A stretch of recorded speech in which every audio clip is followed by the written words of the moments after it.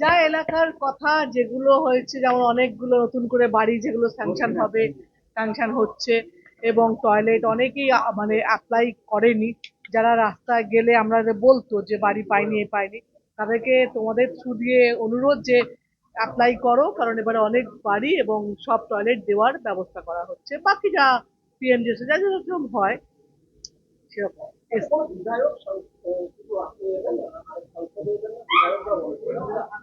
আর এক সাংসদ মিটিং এ আছে দিল্লিতে, আমি জানি ওরা রিপ্রেজেন্টেটিভ এসছে।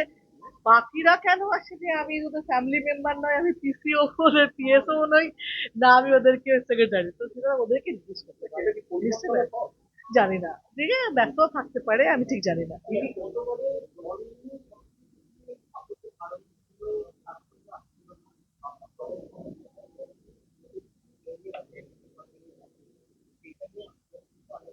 না, এবার যেটা অনেকগুলো আছে, অনেক স্কিমই আছে যেগুলো আগে টাকার জন্য আটকে ছিল, সেগুলো এখন আসছে বা আসবে।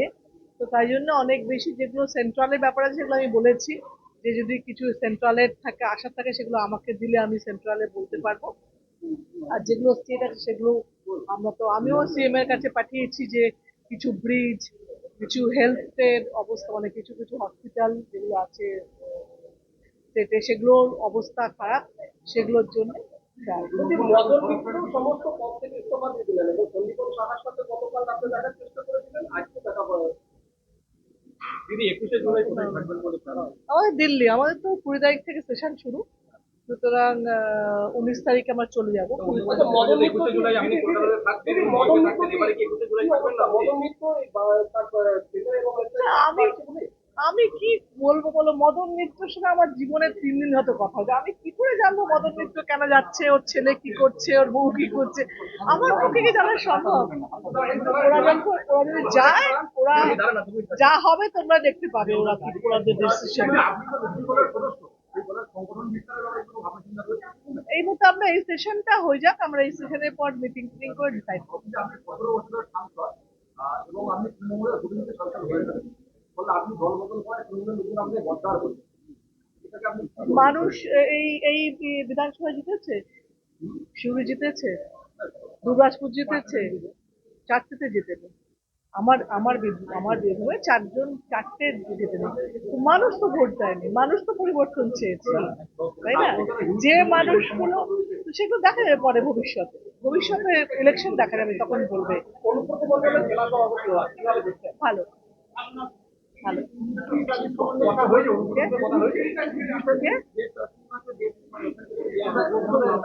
তিনি কে?